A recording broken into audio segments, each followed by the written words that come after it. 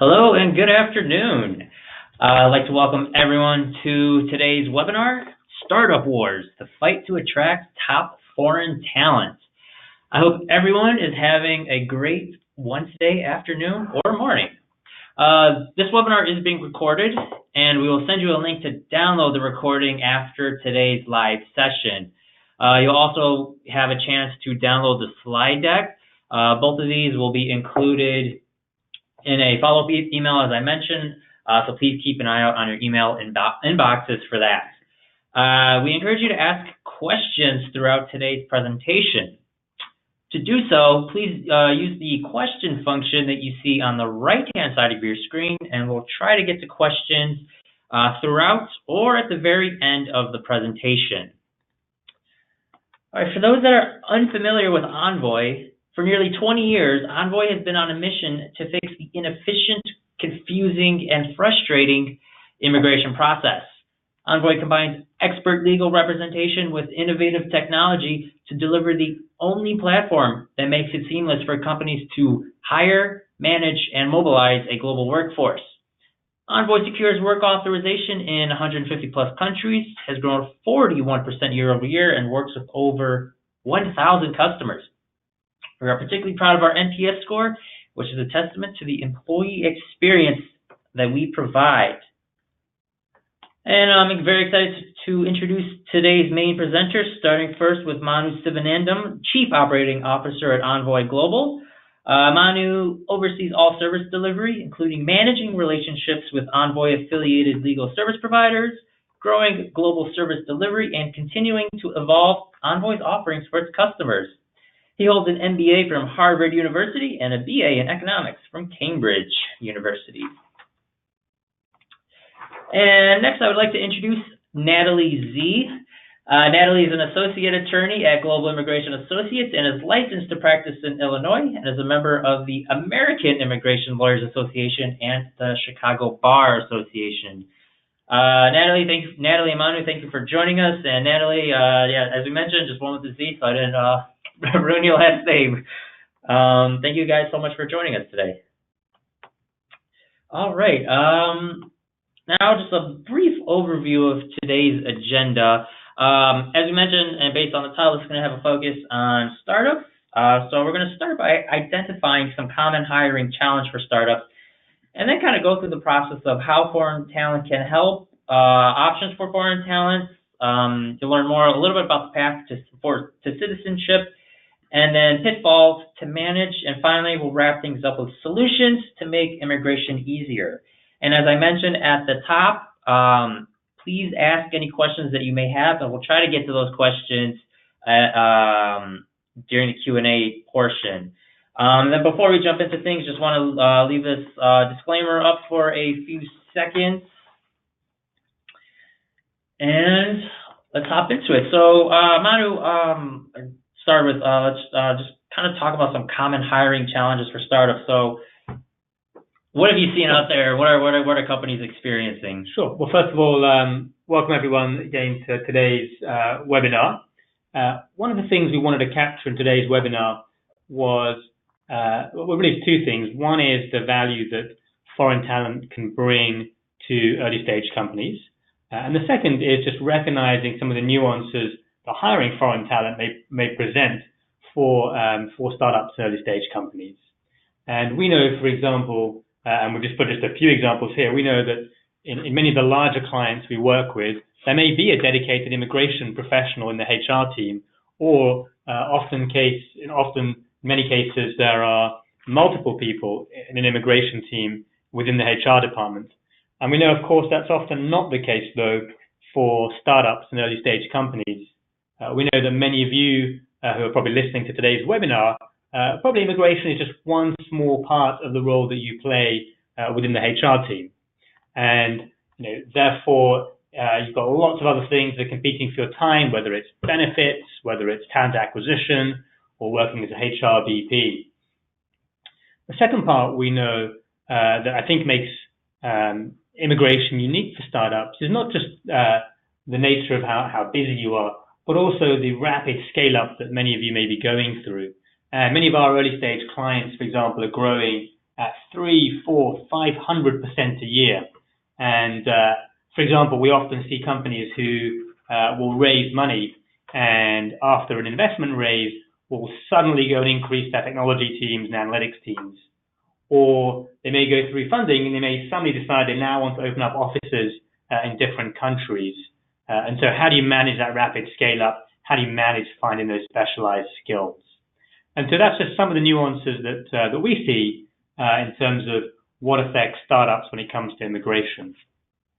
So what I would like to jump into just very briefly is really sort of to almost make the case for foreign talent.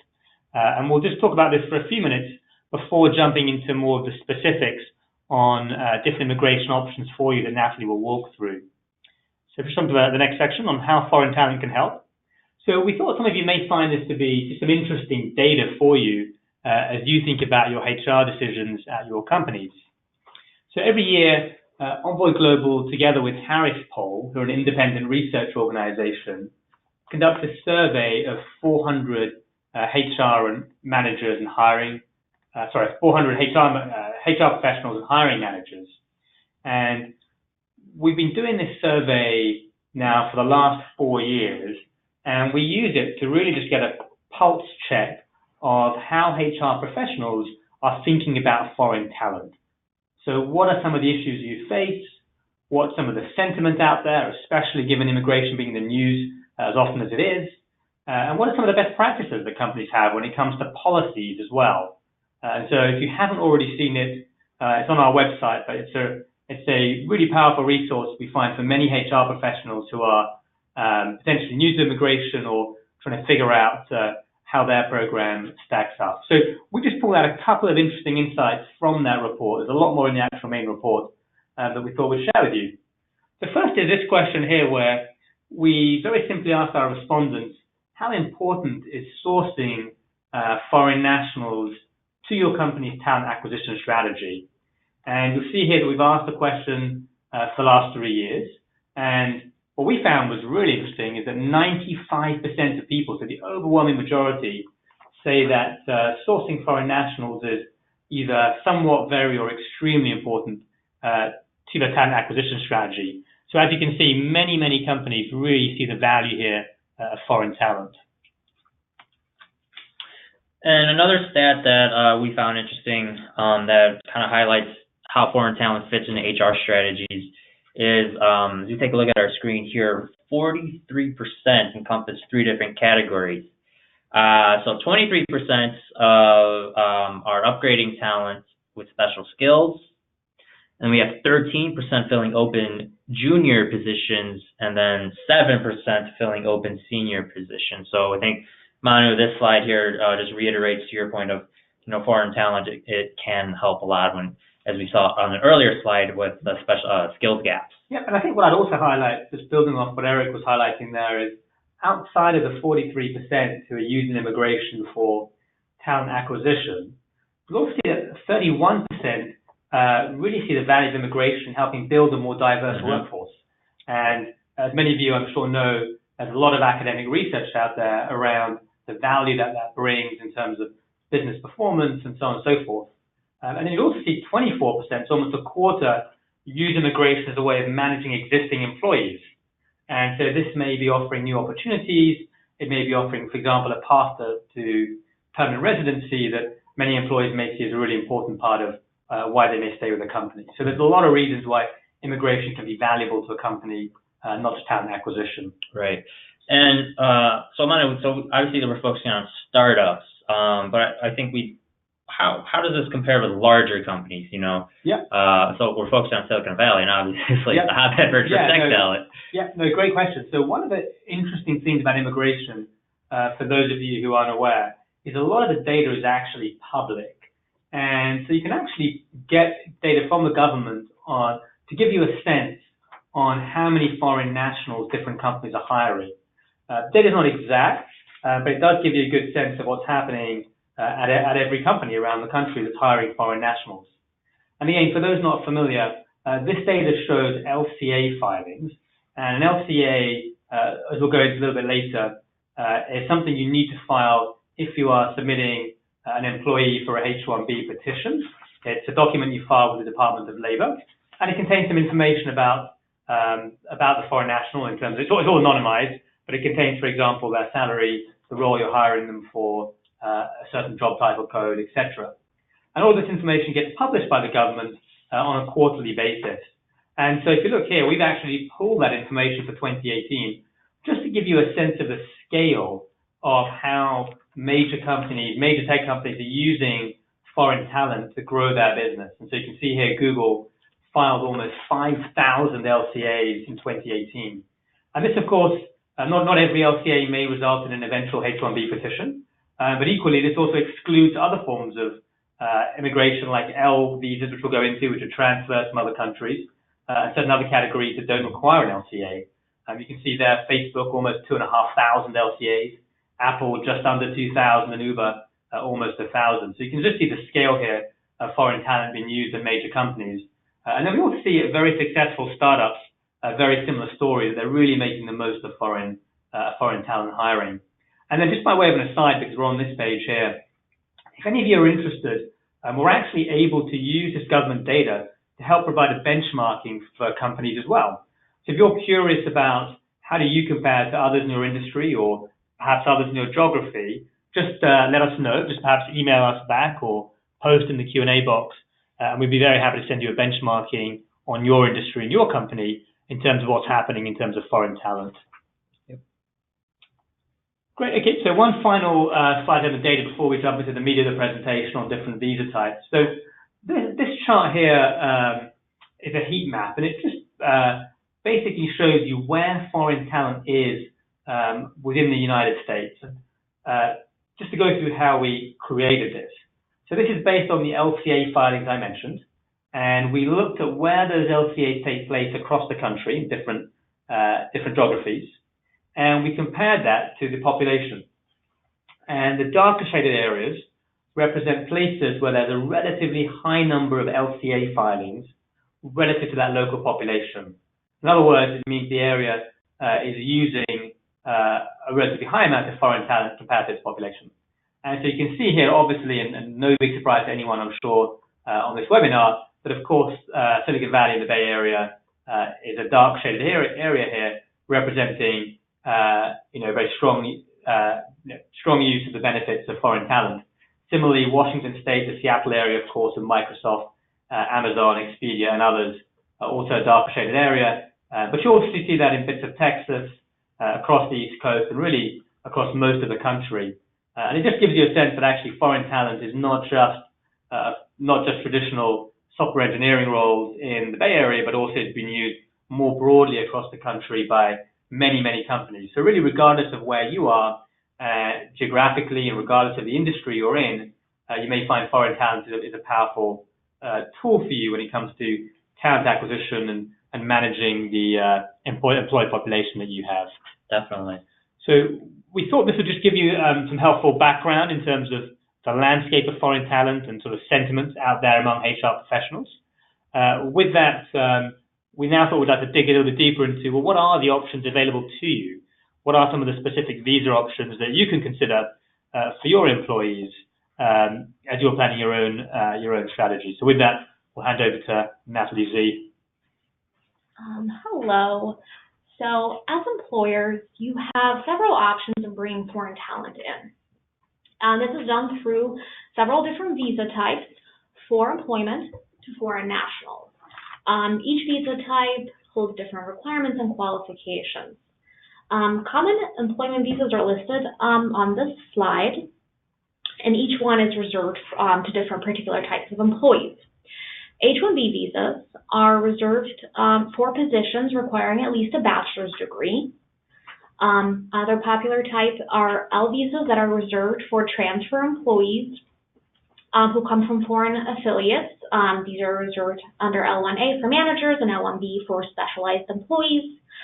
TN visas reserved for Canadians and Mexicans.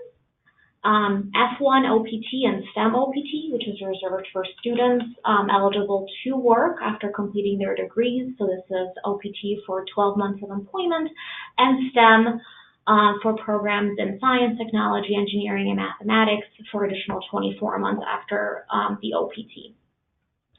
There are also O1 visas reserved for individuals with extraordinary ability in fields of science, education, business, motion picture, television, and athletics. And lastly, J1 visas, which is an exchange program reserved for mainly trainees and interns. Natalie, before we jump into, so we chose just a couple of visas to highlight in this moving forward. But before we get there, we also have, for anyone listening, if you would like to dive even deeper into some of these options that you see on your screen, if you click that link you see on your screen, the resources.envoyglobal.com/webinars, we have hour-long presentations on each visa. Feel free to download the slides and just dive deeper into those. So, Natalie, I think the first one we're going to touch upon is the H-1B. So, what can you tell us and how this can help startups? So, H-1B visas are generally the most popular and common options for employees. These visas are reserved for specialty occupation positions. A specialty occupation is defined as an occupation which requires theoretical and practical application of a body of highly specialized knowledge which requires a bachelor's degree or higher to perform. This all sounds sort of complicated, but in other words, it just means that it's a position that is complex enough to require a bachelor's degree to perform. H-1Bs are open to many professions, and these include computer science, medicine, engineering, accounting, chemistry, statistics, and many more. If a position requires a bachelor's degree commonly in industry to perform, it will likely fall under the H-1B classification. The key requirements for this visa is a possession of a bachelor's degree or a foreign equivalent that is specific and that is relevant to the field of the occupation. The relevancy to the industry standards for the position are very important here. As an employer, you are subject to a minimum prevailing wage that is set by the Department of Labor, which means that there is a minimum offered wage that you have to pay to your employee under this visa. Given the popularity of the H-1B, the initial H-1B filing is generally subject to a cap lottery. Each fiscal year, USCIS makes a total of 85,000 H-1B visas available to the population. 20,000 of these visas are reserved for U.S. master degree holders, while the remaining 65,000 is open to all applicants. Because of that limited quota and the popularity of the visa, USCIS implements a lottery system each year to select the applicants for every year. The H-1B filing window opens up on the first business day of April and remains open for the first 5 days, or until the quota or that cap is filled if it comes after the first 5 days. After the cap is filled, USCIS starts the lottery process and selects the 85,000 of lucky employees who will get an H-1B that fiscal year. The selected visas are eligible to start employment under the H-1B program after October 1st of each year. This is important fact to keep in mind that H-1B visas can only start in the beginning of each fiscal year, so October 1st and on. The lottery system is only required for the initial filings of the H-1B cases, so once an employee is selected in the cap, he or she can extend the H-1B visa or transfer to other employers under the H-1B program without having to re-enter the lottery. Certain employers, such as nonprofit organizations that do research or are involved in education or are affiliated to educational institutions, are exempt from the lottery system. This is also true to some physicians. Now, H-1B visas are somewhat of a long-term visa. They are granted for up to 3 years at a time, and they are extendable in the 3-year increments for up to 6 years. Certain employees, particularly from India and China, may be eligible for further extensions beyond that 6-year period based on a pending green card process. Given a duration limitation of the H-1B of the 6-year max out, the green card process is generally recommended at least 2 years before the end of the H-1B status or year 4 of that status. Gotcha, thanks. And the next one is we're going to go into the L's. What can you tell us about these? So L visas are another common visa type. These are unfortunately reserved to employers with foreign offices or entities. In order to actually qualify for this classification, an employer must have a qualifying relationship with a foreign company, which is a parent, branch, subsidiary, and affiliate relationship between a U.S. organization and a foreign organization. Not only that, the U.S. and the foreign entity must be doing business, which means that there must be regularly and continuously providing goods and services in the U.S. and the foreign country. Further, in order for the employee to actually qualify for this visa, they must be working in an entity abroad for a continuous 1 year. So if you have an office right now, an employee has to be there for 12 months before qualifying for an out. A key point to remember with these visas that is very useful is that they are considered dual intent, which means that employees may pursue the green card process while maintaining L status. There are two types of L1 visas. L1A is the first one, and that is reserved for multinational managers or executives. Managers should manage departments or functions and also supervise and direct work and employment of subordinates.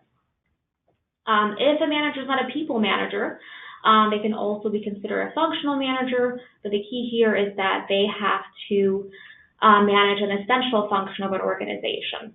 Other than managers, we can also qualify as executives, and in order for an employee to be an executive, they must make major decisions within the organization, direct policy, and have little supervision during the process. L1A visas are granted initially for a 3-year duration. They are extendable in 2-year increments, and they may be granted for a total of 7 years. The other type of L1 visas is the L1B, which is the specialized knowledge employee classification. This is reserved for employees who possess specialized knowledge about the company, like its products, services, or processes. And this knowledge is acquired by work for its foreign entity. Specialized knowledge can be defined as knowledge about the company, so the product, services, research, equipment, technique, or anything else that is special to the company. And this knowledge must be uncommon or more advanced than others within the organization or within the industry. So essentially, the employee must have more unique knowledge than other employees within your company or others within the industry, within that component they're working in. L1Bs are initially also granted for 3 years, like the L1As. They are extended for 2-year periods as well. However, the maximum duration for an L1B is 5 years. At the start of this particular section, Natalie, you mentioned that there was a visa for Canadian and Mexican citizens. So, and that's the TN. What can you tell us about the TN? The TN visa is essentially a easier H-1B. It is reserved for citizens of Canada and Mexico, and this visa is actually just used for specific professional occupations. So there are certain limits to it. This visa is specifically tied to those particular occupations. Specific occupations will also carry specific requirements for the visa. Those requirements are educational and training requirements, and most of the time they are a bachelor's degree or a specific certificate program. Popular TN classifications fall under occupations of engineering, which include software engineering, accountant, computer system analyst, graphic design, interior design, management consultant, and many scientific and health professions. TN visas are long-term visas as well. They are granted for up to 3 years at a time, and you may extend them without a limit. So essentially, you can have a long-term employee in the TN if they are Canadian or a Mexican, and their position falls under one of the particular TN occupations. Gotcha. And we're going to wrap this section up, Natalie, with the J1 visa. And this is an interesting one. What can you tell us about the J1? So the J1 visa is a bit of a different visa classification. It was created as an exchange program that was designed to promote an exchange of knowledge and information between the U.S. and the involved foreign country. Given its purpose, it is very temporary in nature, and it's administered by the Bureau of Education and Cultural Affairs. So the program was all about exchanging cultural information and knowledge between the countries. Like the TN visa, the J1 visa is also limited to certain classifications, which include research scholars, professors, teachers, physician trainees, as well as interns and trainees, as generality. Under the program, government and independent organizations sponsor J1 holders to participate in exchange and training programs with other employers. Because of the exchange factor of this particular program, many J1 visas will be subject to a 2-year home residency requirement, which requires the holder to return to their home country for 2 years after completing the program. Fortunately, this may be waived to the Department of State in some particular cases. Gotcha. Great, thanks, Natalie, for that one. So now we're going to jump into what we're calling the path to citizenship. Actually, Natalie, I'm going to turn it back over to you. Just a quick question.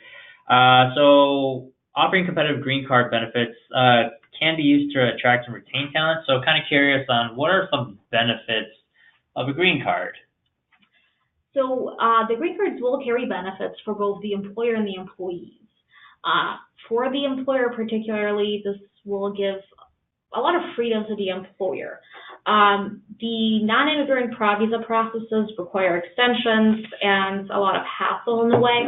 So obtaining a permanent option such as the green card will save the employer time, money, and a lot of uncertainty with the temporary processes like the H-1B or other visa types. Other than that, the employer will also benefit from the flexibility of a green card. Once an employee has a green card, they are no longer required to be sponsored in any way. Temporary visa types often will require the employers to amend and file additional petitions when there are changes to employment, whether these are duty changes, portability, or worksite changes. This is not required on their green card process, which gives the employer a lot of flexibility on where they place their employees, what kind of positions they provide to their employees, how they will pay them. On the other side, the employees will also have benefits from this process. Similarly to the employers, they sort of rid of the uncertainty of the temporary process, but they will also become eligible for certain benefits like financial aid, Social Security benefits, and also the immigration benefits of being able to extend their status to their immediate relatives like spouses and children. They are also able to have freedom to travel or start a business. So there's a whole array of benefits on both sides to starting the green card process. Definitely. And how long does it typically take for an employee to get a green card?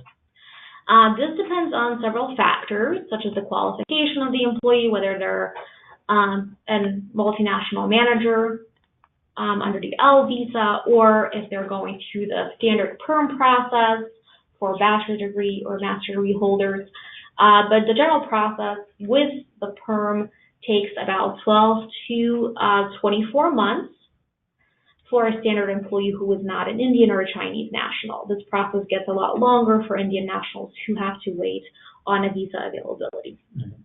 And we're bringing up the green card, and as Natalie mentioned, because foreign nationals are looking for that peace of mind and security associated with a long-term sponsorship. So if you take a look at this slide here, this is, again, referencing our 2019 Immigration Trend Survey. We found that 66% of companies have sponsored a foreign national for permanent residence.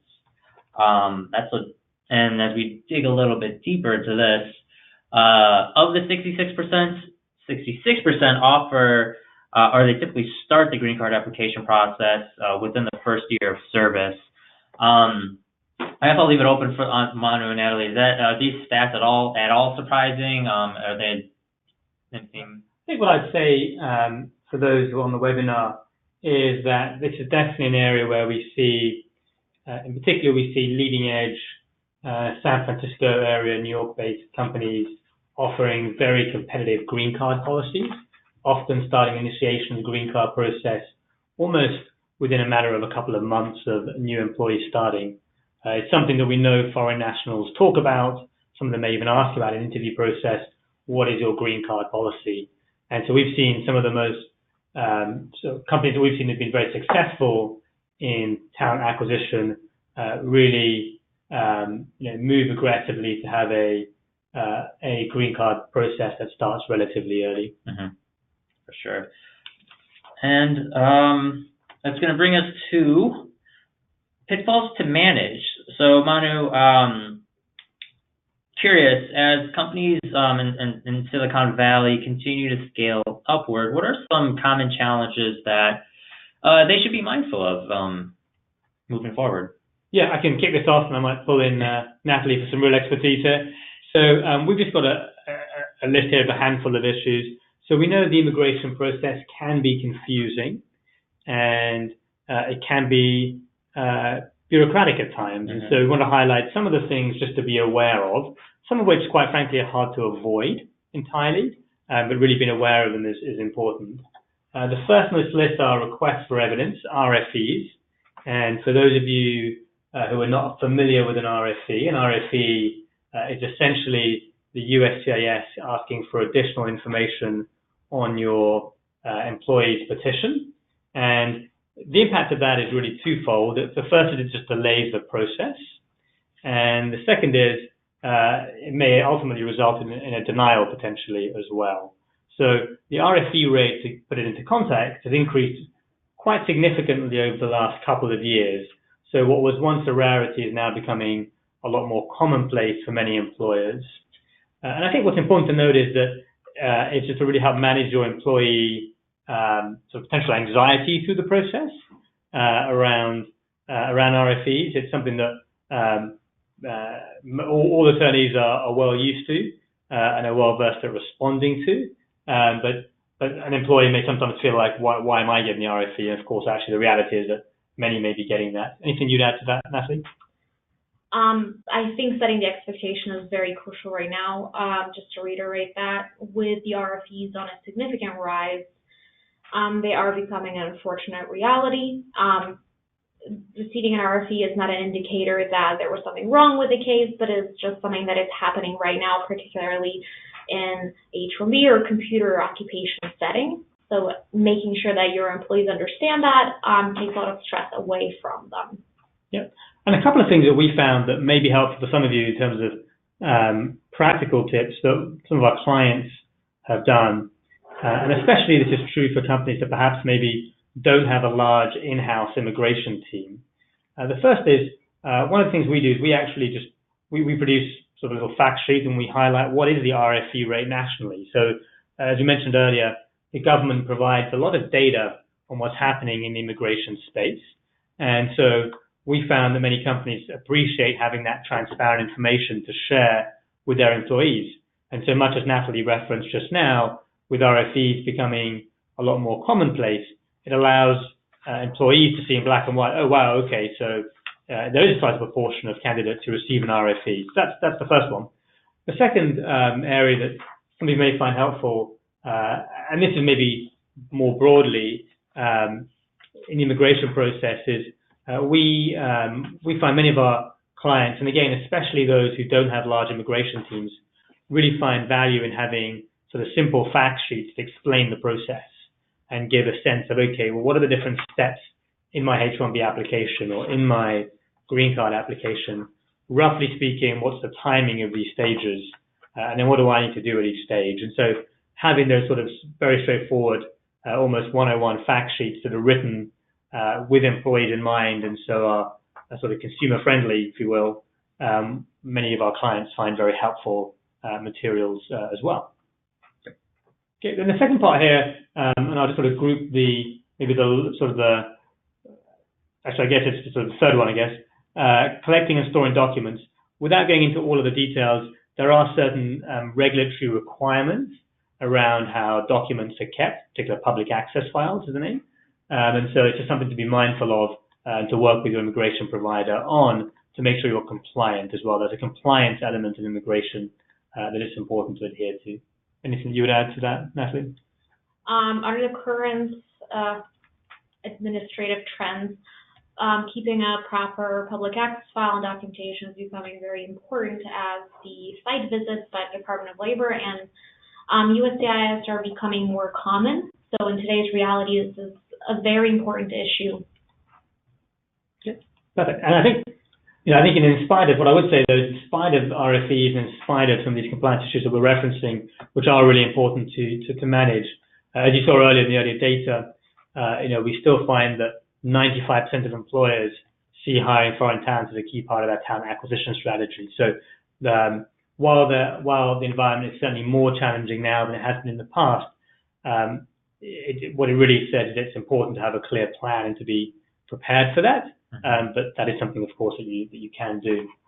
The final bullet point we put on there is something that we know that companies that may be less used to hiring foreign talent sometimes experience, which is, how do I prove the ROI of this? How do I prove that this is a good return on investment in terms of the cost of hiring this foreign talent?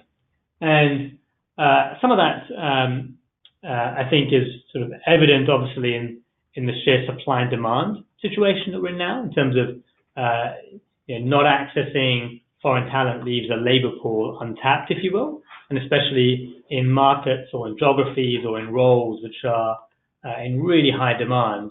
It may be tough, quite frankly, to fill those roles without tapping into foreign talent, or it may be tough to fill it on a timely basis. And so we find for many of our clients that actually tapping into that additional labor pool and being able to move quickly is in itself an important ROI. It may mean, for example, you can hire someone and start that project, say 2 months earlier or 3 months earlier than you may otherwise be able to do, or even more. And the second part, as referenced earlier, is some of this also relates to existing employees who may be with you and are looking for a green card and figure out a path to the green card. That can, of course, be an important path to retention as well. And those employees may otherwise think about moving potentially to other employers who may have more favorable green card policies. So retention is also an important way, I think, of demonstrating the ROI there. Definitely. And we're going to bring up just some solutions to help make immigration easier, kind of referencing what Manu and Natalie were just discussing. So, for instance, everyone has just the ability to, Manu mentioned, per the public access files, other important documents, being able to upload those from a mobile device is huge. Additionally, we mentioned at the start of the presentation that we see a lot of human resources teams are swamped, with specialized skill gaps, coming up with competitive compensation and benefits, building and maintaining workplace culture. HR teams have a lot on their plate, and helping manage foreign national questions in a transparent and efficient way is hugely beneficial. So, technology is there to help with a complicated, but very helpful process. So, with that, we're going to open the floor up to questions. Before we get to questions, I'm just want to mention 2 webinars we have coming up next week. June 12th, Insights into the O1 Visa. So as we mentioned, we're going to be diving deeper into some of the visas that we highlighted in this section in the coming weeks and months. So please be sure to sign up for those if you want to learn more. And then on June 18th, today's global mobility overview, insights to help tech companies succeed in 2019.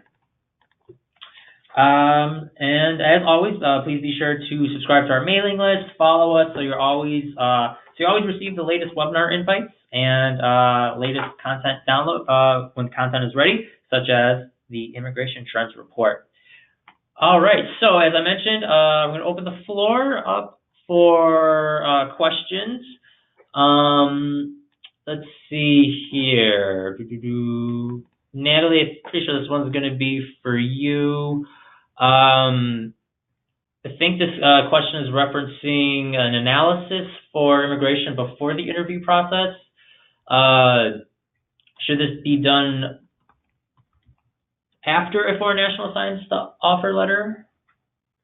So certainly as an employer, you can conduct the assessment, or we can help you with conducting an assessment on what options are available to an employee that you plan on hiring before you do take the step to hire the employee, so that you understand the plan for that employee and what are the visa options and what are the potential downfalls with the cases. So you can certainly conduct this kind of assessment before hiring an employee, and you're not required to do so after you already hire one.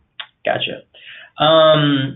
Manu, at the top you mentioned something about benchmarking and data. Obviously, there's a lot of data. Can you kind of elaborate that a little bit more and how that data can help? Yeah, absolutely. So, as I mentioned earlier, a lot of immigration data is public, and including at a company-specific level.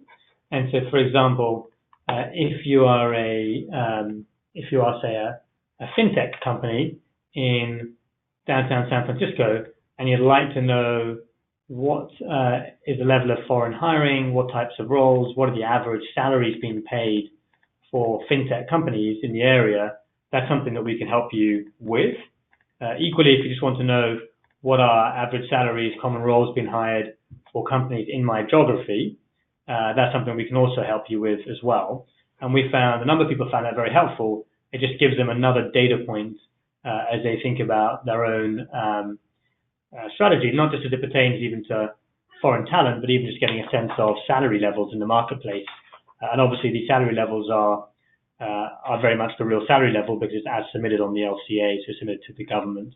So it's quite a reliable source of salary data in that sense.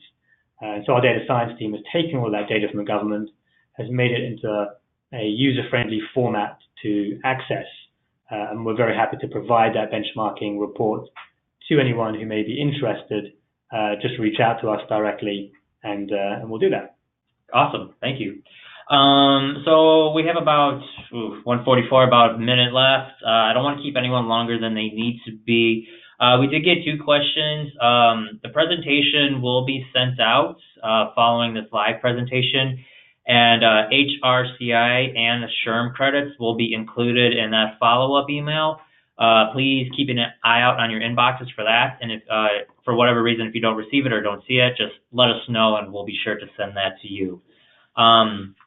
All right, so we're at 1:45. I'm going to end things there. Manu, Natalie, thank you so much for joining us. Hope everyone in attendance kind of learned a little bit more about the challenges that startups are facing and then how foreign talent can help and some of those potential employment-based visa options. Again, thank you so much, and have a great rest of your day.